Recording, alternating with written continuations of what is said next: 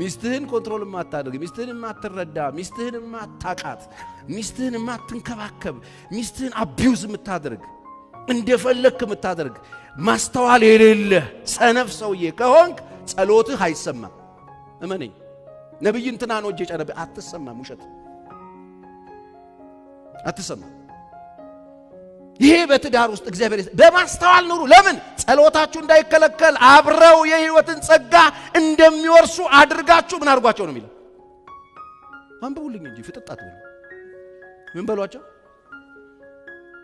አክብሯቸው ሚስት ምን ይደረጋል ይከበራል አቶ ባል ጋሽ ባል ሚስት ይከበራል መጽሐፍ ቅዱስ ነው ለምን ነው ማከብረው ጸሎቴ እንዳይከለከል ሚስቴን ለምን ነው ማከብረው ነው ጸሎቴ እንዳይከለከል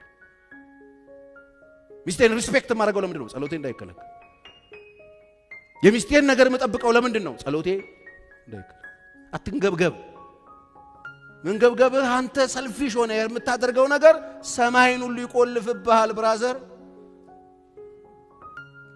ይሄ የእግዚአብሔር ቃል በማስተዋል ኑሩ አብረው የህይወትን ጸጋ እንደሚካፈሉ አድርጋችሁ ምን አድርጓቸው አክብሯቸው ስለዚህ ሚስት ይከበራል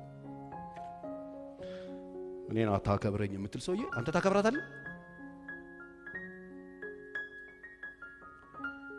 ማክበር አለበት እኛ ሀገር ምንድነው ያለው ሚስት አክባሪ ባል ተከባሪ አይደል ቦታው እንደዚህ የሚባል የለም አንተም ታከብራታለህ ሪስፔክት ታረጋታለህ የምታረጋው ነገር ማሳወቅ አለበት ልታደርግ የምታስበው ነገር እያደረክ ማስተዋቂያ አይደለም የሚነገረው የብዙ ባል ችግር የሚፈልገው ነገር ካረገ በኋላ እንዲያርግ ያለው ብሎ ማስተዋቂያ ነው የሚነገረው ነግሬሻለሁ ለማለት ማለት እንደዚህ ያለ ማክበር ማለት ማረግ የምትፈልገው ነገር ቀድመ መንገር ነው ፍቃድ ካገኘ ፐርሚሽን ካገኘ የምታረጋው ማለት የሚስት ፍቃድ ይፈልጋል ማለት እንደፈለክ ያረክ ማስተዋቂያ መናገር ማክበር አይደለም እሱ ዲስሪስፔክት ማድረግ ነው ሚስትን መናቅ ይባላል በደንብ ነው አብዮት ማስነሳብ ንቃሃታል በደንብ እውነቱ ይሄ ነው በቃ አንድ ከሆነን በኋላ ሪስፔክት እንደ ምኑ ነው የሚለው እንደ ራስህ ለራሳችን የምንሰጠውን ቦታና ፍላጎት የራሳችንን ነገር እንደምንጠብቅ የነሱ ነገር መጠበቅ አለብን አንተ እርካታ ስትፈልግ ሚስትህ እርካታ እንደሚያስፈልጋት ማወቅ አለብህ አንተ ሪስፔክት መደረግ እንደምትፈልግ ሁሉ እሷም እንደሚያስፈልጋት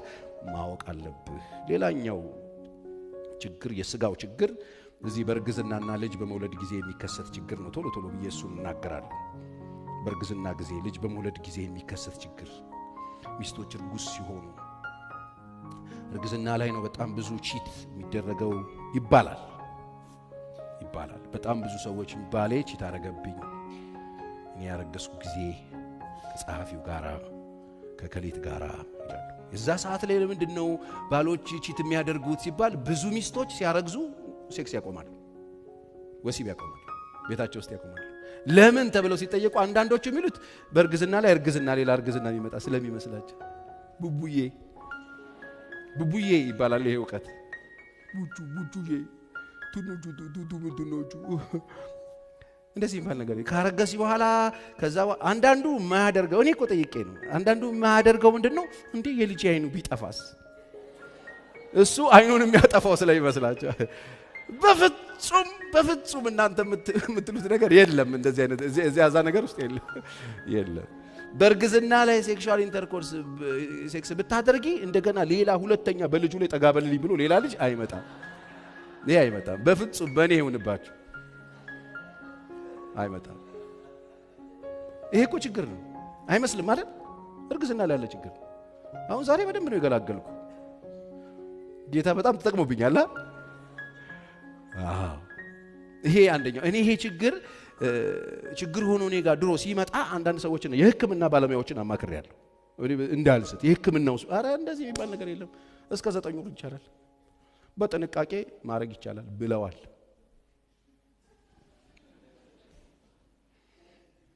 ይሄ ነው ትልቁ ሌላኛው ችግር በርግዝና ጊዜ ማዕቀብ ይጣልበታል 9 ወር ሰውየው ምን ይሆን ከዛ አንቺ ቆልፈሽ ነው አንተ እንዴ ልጅና አትወደውም እንዴ ስትዩ ወደዋለሁ ግን ይልና ሙሽሪት ጋር ሄድልሻል እና እንደሱ እንዳይሆን ቤታችሁን ጠብቁ በርግዝና ጊዜ አንደኛው ሌላኛው ችግር ነው ምክንያቱም ሌላ እርግዝና ይመጣል ብሎ ሰው ስለሚያስብ ፍርሃት ያድርበታል ሌላው ያው በርግዝና ሰዓት እንደ ድሮ ወጣ ገባ ምናምን ማለት ስለማይቻል እንደ ድሮ አንዳንድ ሰው ዝም ብሎ ዘመኑን ሁሉ ፌንጣ ሆኖ መኖር የሚፈልግ ሰው አለ።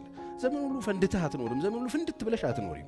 እንደ ድሮ ጊዜ መሰጣጣት ሁሉ ላይኖር ይችላል። አሁን ኃላፊነት አለ፣ ብዙ ረጋ ማለት አለ። በዛ ጊዜ የሚፈጠሩ የመጀመሪያው ጮኝነት ላይ የነበሩ ጋብቻው ሰሞን የነበረው ነገር ሁሉ እንደዛው ላይ ቀጥል ይችላል። ትንሽ ለውጦች ሲመጡ መደባበሮች፣ ግጭቶች ላይ ይፈጠራሉ። አንዱ ችግር ይሄ ነው። ይሄ ደግሞ የብቻ አይደለም። ሌላው ሴቶች በስራ ሲደክሙ ቤት ውስጥ ስራ በጣም ሎዱ ሴቶች ላይ ብቻ ሲበዛ ታውቃላችሁ። ሴት በጣም ሲደክማት እንደዚህ አይነት አሁን በተለይ ሴክሹዋል ፍላጎቷ በመናም የለም። በጣም በተቃራኒው ደግሞ ወንድ ሲደክመው አለ። ስለዛ የሚፈልግና የማይፈልግ ይሆናል ጨዋታው ማለት እና በጣም ሴቶች ኃላፊነቱ በሴቶች ላይ ሲበዛ የቤቱ ውጥረት ሴቶች ላይ ሲበዛ መደባበር ይፈጠራል። ስለዚህ በተቻለ መጠን ሚስቶቻችሁ እንዲያርፉ እርዱ። ወንዶች ስራ ስሩ። በተቻለ መጠን ሚስቶች በጣም እንዳይደክሙባችሁ ማድረግ የሚገባችሁን ነገር እንድታደርጉ ያስፈልጋል። ቤት ውስጥ በጣም ብዙ ሴቶች እኛ እንግዲህ አይበቃም፣ እናቶቻችን በቂ ነው አይደል? በጣም በሴቶች ላይ የተሰራ ግፍ ይኸውልህ፣ ከዚህ በኋላ ምናልባት ለ20 ዓመት ከፍለን የማንጨርሰው ዕዳ አለብን። ወላጆቻችሁ ቅምቅም አያቶች የሰሩት ግፍ በቂ ነው በሴቶች ላይ። ሴት እንደ አህያ እየተቆጠረች፣ ሴት እንጀራ ጋግራ፣ ሴት እንጀራ ውሃ ቀርታ፣ ሴት ማገዶ እንጀራ፣ ሴት እንደ ባሪያ፣ ሴት እንደ ሚስት፣ ሴት እንደ ልጅ ቀፍቃፊ ተደርጋ በጣም ተጨቆና የኖረችበት ሀገር ላይ ነው ያለው። ብዙ መራቅ አያስፈልግም። ዞር ብትል አባት ጋር ብትሄድ አባት በከዘራ እየገረፉ ነው የኖሩት። በቂ ነው። አሁን አንተ አትድገመው ልጃቸው፣ በቂ ነው። ስለዚህ ሴቶችን እንድናሳርፍ እግዚአብሔር ይፈልጋል በተቻለ። ይሄ ማለት ማቅበጥ ነው የሚሉ ወንዶች አሉ። ይሄ ሀያቱ ሊደግምብን ነው። በጌታ በኢየሱስ ስም አሰረያለሁ። አይቻልም። በቃ አሁን እኮ አፈናውን እንቀንሰው ማለት እንርዳቸው፣ እናግዛቸው፣ ትሪት እናርጋቸው፣ አብረናቸው እንሁን። የድሮ ባል ሚስቱን አስረግዞ መውለጃዋን ጊዜ ቼክ ያረግና ሰሞኑን ምትወልድ መስዋዕት ያው ፊልድ ይሄዳል አምልጦ። የለም የድሮ ባል ከሚስቱ ጋር ወክ ያረጋል እንዴ? አርግዛ የለም የድሮ ይላል እንዴ? አሁን የለም። እኔ ከሚስቴ ጋር ሁሉንም ልጆች ስታረግዝ አብሬያት ቼክ አፕ ሄዳለሁ። ቼክ አፕ ሲሄድ አብሬያት ቁጭ ብዬ ማት ሴት ነው ያለው እኔ ነኝ ወንድ ያለሁት ብዙ ጊዜ የለም። እነዚህ ሁሉ በቃ ብቻቸው በመንፈስ ነው የሚጸነሱት እያለ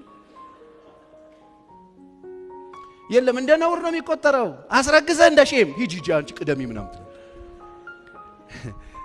ይሄ ትክክል አይደለም።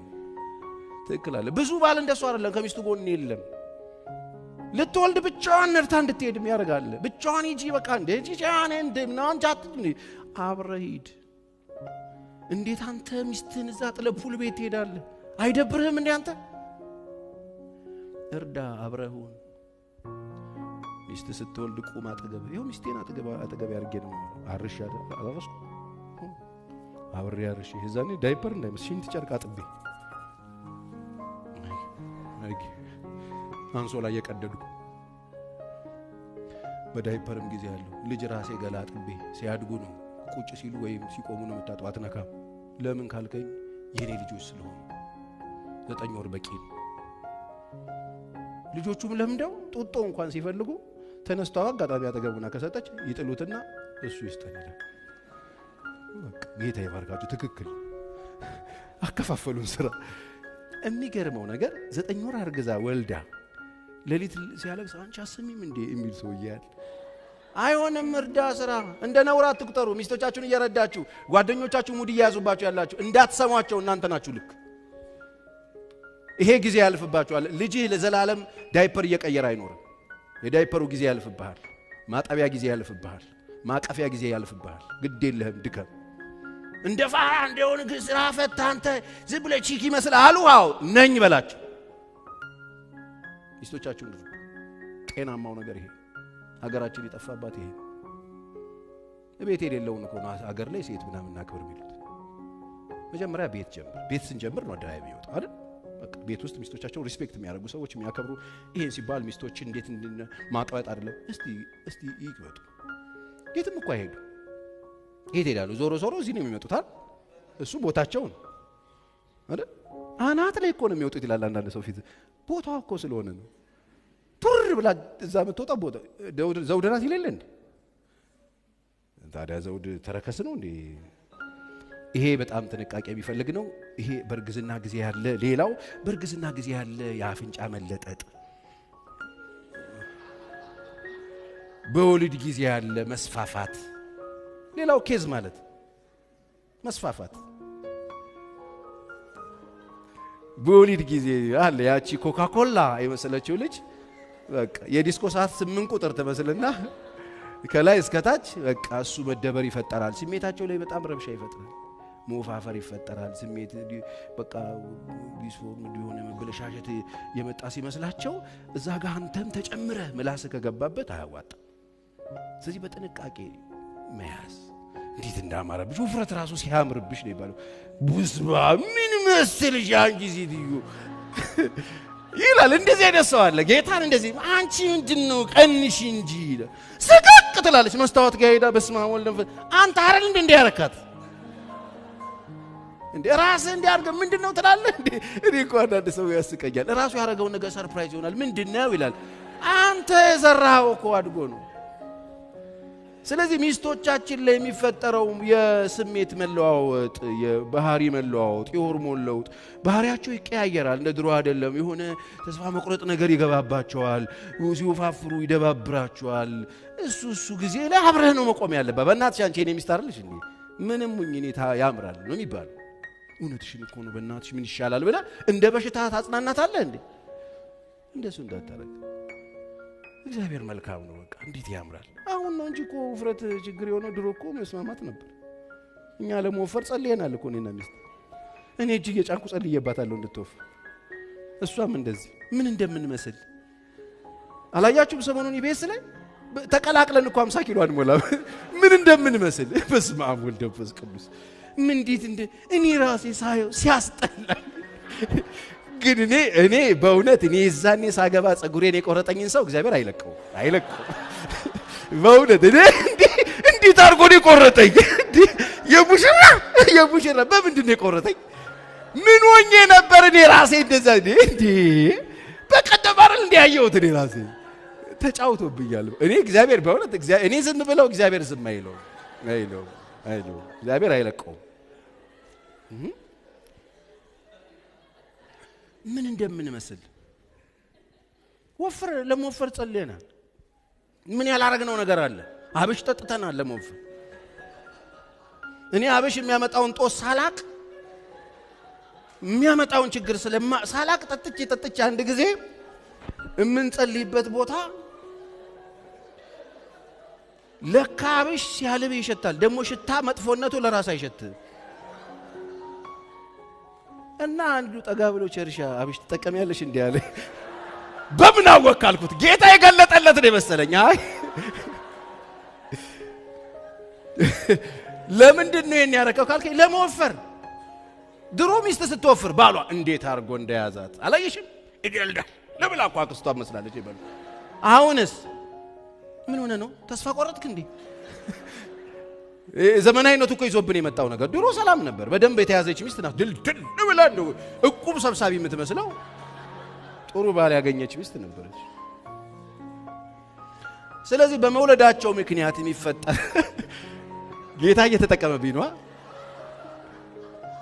ስለዚህ ሲወፍሩ የሆነ አይነት ነገር ሲፈጠር አብረ ምናምን አትበል።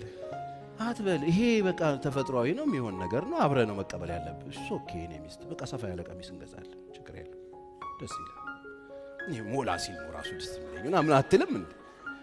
ምንድነው አብረ እሷ በቂ ነው ድብት። አንቺ ምንድን ደግሞ አንዳንድ ሰዎች እንደው ስለ እግዚአብሔር በዚህ አጋጣሚ ምንድነው አንቺ ምናምን አትበሉ። ዝም ብሎ በኢየሱስ ስም አከልሽ አንቺ በስማ ቻርች ሰው መጥቶ ተሳቆ ላይ ሊሄድ ለምን ታረጋላችሁ? በቃ እሱ ኦኬ በጣም ነው የምታምሪው ምን አለበት ብንባባል። እኛ እንደዚህ ብለን የሚፈጠር ሰውን በጣም ዲፕሬሽን ውስጥ እንከተዋለን። በጣም ብዙ ሰዎች እኮ ቸርች መጥተው ተወግተው ወደ ቤት ሄዳሉ። ባል ምን ሆንሽ ሲላት አይ እንትና ምንድነው ጡትሽ ምን አከላለች? አትበይ በቃ አትበይ፣ ዝም በይ። እንደምን አደሽ ደናደሽ ወይ ዝም በይ በቃ በጌታ ዝም በይ። በቃ ዝም ብትይ እኮ ምንም አይቀርብሽ። ስለዚህ ዝም በሉና ነገሮችን አሳልፉ። ምክንያቱም ትዳር ውስጥ እኮ ያለውን ችግር ነው የማወራው። ውስጥ እኮ ያለው ውፍረት ራሱ ችግሩ ነው። ባባ እንዴት ነው አይወደኝ አሁንማ ወፈርኩ ቀጭኗ ጋር ሄዶ ይሆናል የሚሉኝ እኮ ስላሉ ነው። አንተ ቆይ ሚስት ቀጭን ስለሆነች ብቻ ነው ሚስት የምትሆነው? ሚስት መቼ ነው ያንተ ቃል ኪዳን እሱ ነው እንዴ? በከፍታ በዝቅታ ብለን የለ እንዴ? አንዱ እኮ ከፍታ አንዱ ከፍታ እኮ ውፍረት ሊሆን ይችላል።